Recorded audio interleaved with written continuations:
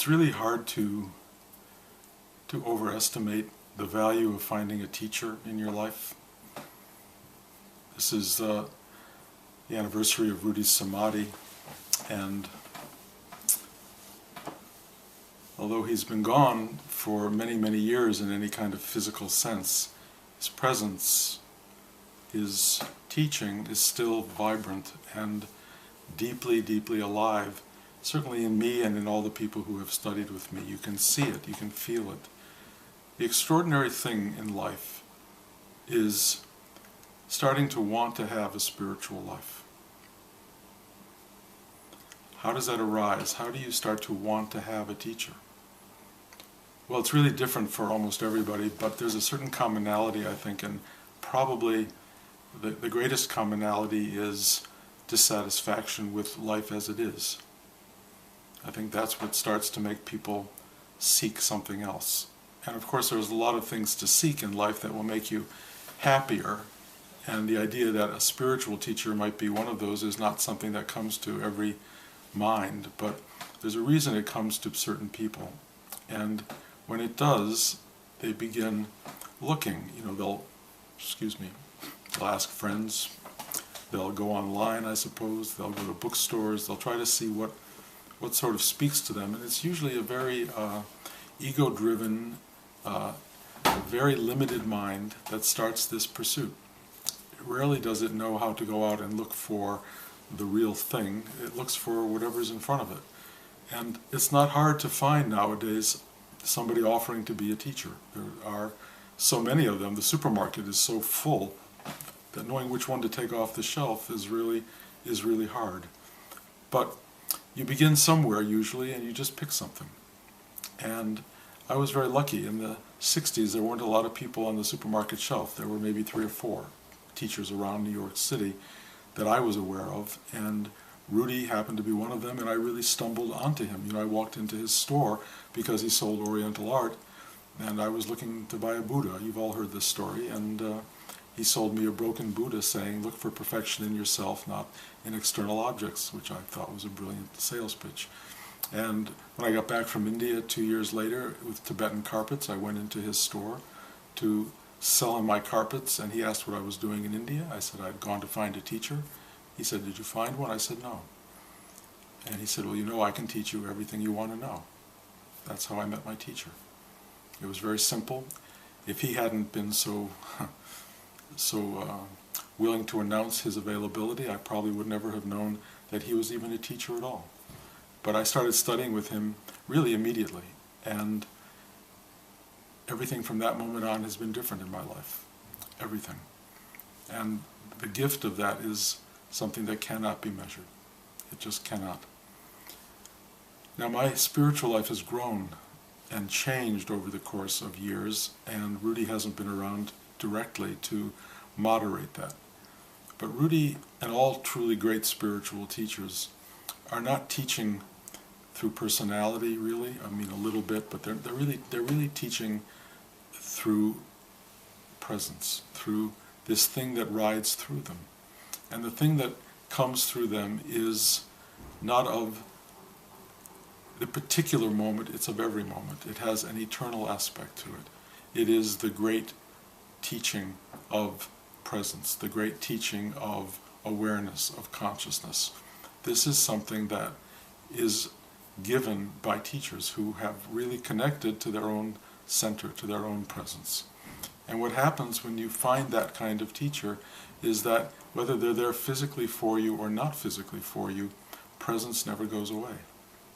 The teaching continues. Rudi used the code word life. He said life is the teacher, but really it is that which is at the driving core of life, which is this extraordinary sense of conscious awareness, of being here, of being aware of being here. And Rudi taught that in amazing ways. He taught it through how he walked, how he talked, how he laughed. He talked about it and spoke about it all the time. He was a consummate teacher. And, I was at that point a consummate student. I had enormous hunger. I had enormous hunger to know what this all is, why we're here, what we're doing here, what life is about. I wanted to know the truth. And that's a long, hard ride. And I also wanted to get my life right. One of the things I think that most people feel in going toward a spiritual life is that something is wrong, something's not working. And Rudi was really brilliant about that. You know, there are so many different schools of spiritual work, and certainly the one I've come to, the Advaita teaching, which I really do now, the teaching of this is it, this is all there is, this is the present moment is all there ever will be. That's a very important teaching, but it's a very hard teaching to start out with. When I started spiritual work and I came across teachers like Ramana Maharshi who taught this, I shied away. I said, well, you know, I don't want this to be it. I don't like what this is. I don't like this moment. I don't want to be this person. I want to change. I want to be more. I want to grow. I want to have a real life. I want to have a career. I want to have a family. I wanted so many things. And so I couldn't go toward Advaita teaching at that point in my life. And I was lucky to find the exact thing I was looking for, which was a man who knew that you have to get your life in order to have a life. A spiritual life doesn't, a good spiritual life, a strong spiritual life, it doesn't arrive out of unhappiness and wanting to get away from what your life is. It really comes from fixing your life, getting it to work. And Rudi was the most brilliant teacher of that.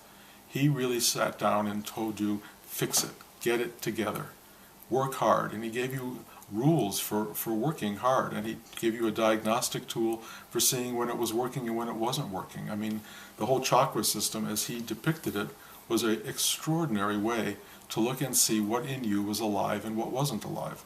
Is your heart working? I mean, every relationship in the world requires an open heart. You cannot have a life that doesn't have an open heart. And yet for many people, they don't even know what an open heart really is, what it really means. It's just it's an idea, something you hear in songs. But an open heart really is an open heart chakra. It's this space within you that flowers, that awakens to life, to other people, that learns to love. You have to have a mind that can see the world, that can interpret the world, that can be judicious in its understanding of things. And this chakra right here in the middle of your forehead is a chakra that allows for that to happen. And if that chakra is energized, you start to go deeply into the world. If that chakra is reduced and shut off, you don't have a mind to analyze what's going on around you. You stumble around and you live kind of a rudderless life. So you don't want that. Rudi talked about the gut chakra, moving down into the navel chakra. Navel chakra is about will, the will to do, to have, to work. And for most people, that chakra is driven by base forces. It's an ego-driven will to have, to survive, to prevail, whatever it is that an individual wants. But it's not conscious. And an unconscious will gets you in a lot of trouble. It's the source of most karma. In the same way that a closed heart or a emotionally driven heart that isn't really open gets you into all sorts of trouble. When there's consciousness or presence brought into these spaces, they become teaching spaces. They become ways of looking at life that lets life come to you as your teacher. And that's a very big difference from the way most people live. Most people live their life without being taught. They don't learn the life lessons because there's nobody home to learn. It's just make the same mistakes over and over, dig the ditch deeper and deeper and bury yourself in it, because that's where most lives go. It's very hard to watch an unconscious life, especially for me now when I see how many people live lives that are really buried up to their neck. They don't function well. Nothing is open, nothing is flowing. They're stuck, they're closed, they're frightened. They don't know how to move forward, and the moving forward seems so impossible. How do I find love? How do I direct my will towards something greater, higher, more important, more valuable? How do I begin to look at life in a way that really is allowing me to see what it's really about?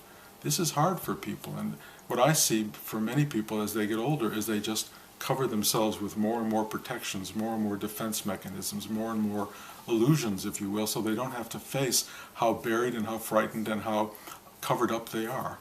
And when people are that densely buried inside, it's really hard to get through that and to open them up. And truly, you can't do it. You can't open up somebody else who doesn't ask for help to be opened. So Rudi said, and he was wonderful in this, Spiritual life starts with a wish to grow. Without that wish to grow, it's not going to happen. And that wish to grow comes through something that Rudi also said was very important. It's called pain. And he called pain God's love. And the reason pain is God's love is that it motivates. It gets us off our ass. It gets us doing stuff. It gets us reaching for something. And if you're lucky, you'll reach for a spiritual life. And if you're really lucky, you'll find someone who can tell you how to live it. Finding Rudi was, of course, for me, the most amazing thing imaginable, because it was exactly what I needed. He taught me how to have a life. I have a marriage, I have children, I have a granddaughter, I have a career, I've had success, I have all of this. It's there because of Rudi. I would never have been able to access those things. I had no idea how to deal with that. And of course, the great value of having had a very fulfilling and profoundly giving life is that I now have this ability to let it go. Because I've had it, I know what it is, I know its value, I know its limitation. I know what life is, I know what it delivers, and having had it, I can say, I know life, I know it, I don't have to strive to get anything in life anymore. The perfection I was looking for really is there. In a way, it was always there. But I always thought I had to have these certain things fall into place in order to know that. And in a way, that's what's happened.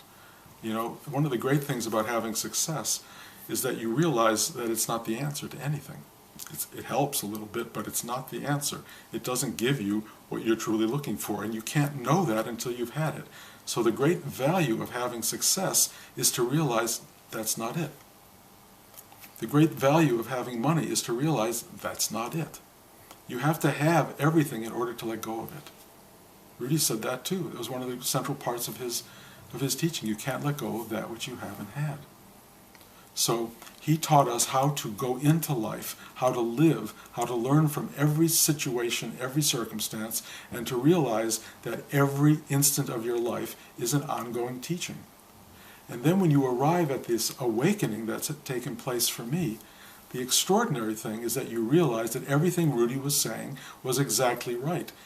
Before awakening, you're doing it through conscious action, through effort, through trial, through willingness to experiment in that realm of trying to be conscious. After awakening, it's the same thing, but there's no effort. It's just how you live. But you live the life that Rudi taught. You live the life of open-heartedness, open-mindedness, a will that is in service not of your own life, but of God's will, of something greater than you, and you surrender to that, because surrender was at the core of all of Rudi's teaching, and in that surrender, you discover what wants to be. And you become not so much a servant of it, but an engine of it. It is manifesting through you every moment. And you also realize that it's been that way all along. So that this idea of awakening doesn't change very much, because, especially if you're a student of Rudi's practice, you've been doing it. You've been living that life. Now you just relax and let that life live you. It's a remarkable, remarkable thing. And that's why I'm so in love with my teacher. It's why I think Rudi was one of the greatest gifts that could have happened in a lifetime. It's why I celebrate his Samadhi year after year after year, because his leaving this world was also a great gift to me. As much as I miss him physically, I really understand and really know that he has never left, that what Rudi is and was continues to be, and that I am a beneficiary of that, and that I have found my way into the space that Rudi inhabited, and I have found a way to communicate what he communicated to myself and to everyone around us. So whatever Rudi would have taught is coming through this mouth as I speak, and it's coming through these eyes as I look at you, although all I'm seeing is a camera right now. But it does come through.